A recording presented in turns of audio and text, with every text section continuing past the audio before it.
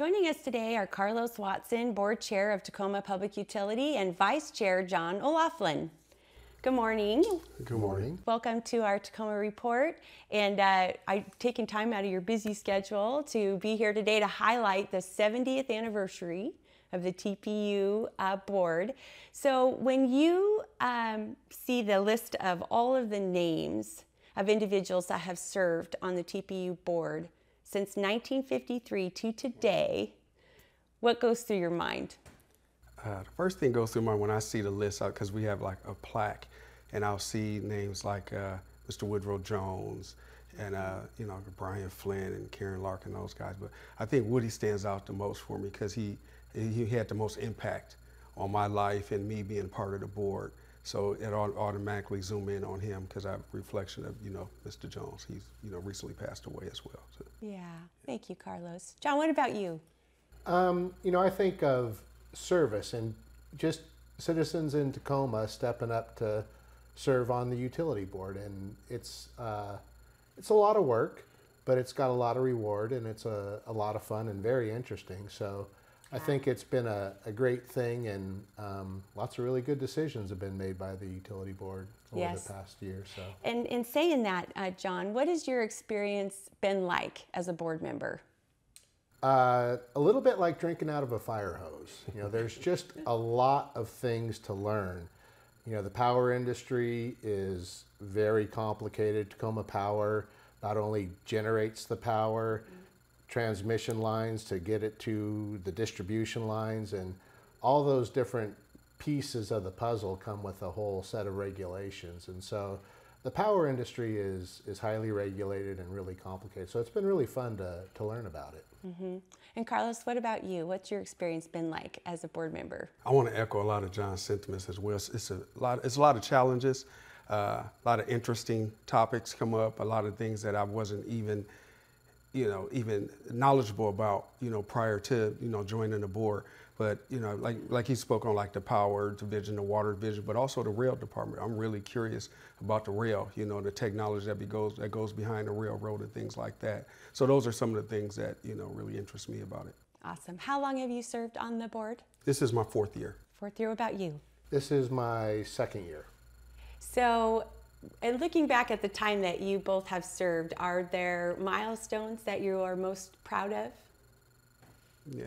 Well, for me, I think some of the milestones I'm most proud of is the response from the customer service department when the COVID situation occurred, the emergency assistance program that was put in place that provided funds for a lot of our customers during struggling times when a lot of people had a lot of uncertainty, people were losing jobs, and for them to respond as fast as they did to provide these dollars for these families that was in need.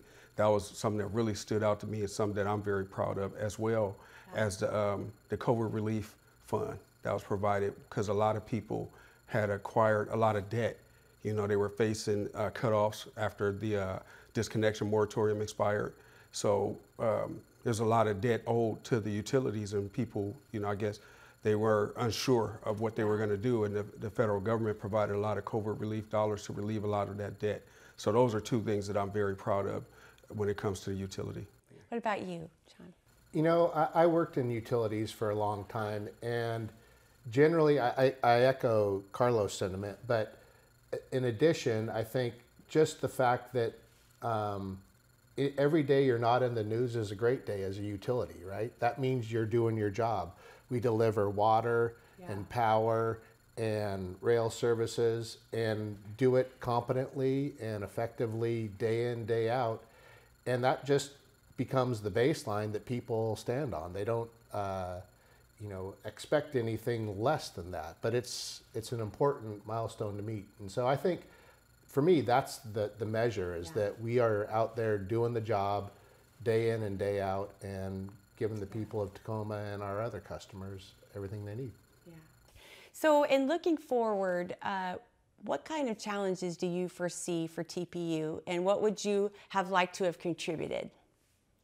I think one of the things that is front of mind for me is power. As we look to mitigate the impacts of global warming by electrifying cars and houses and businesses, that we do that with our eyes wide open about where that power is going to come from, and that it needs to come from a green source, otherwise we're really not fulfilling the need. So I think that's one of the things that is most significant in my mind going forward, and technology will have such a greater impact on power, I think, than either rail or water, just because of the fact that maybe the grid gets distributed and the generation sources with green hydrogen. There's all kinds of things that could happen that will be a challenge in power, and I think that's the thing I'm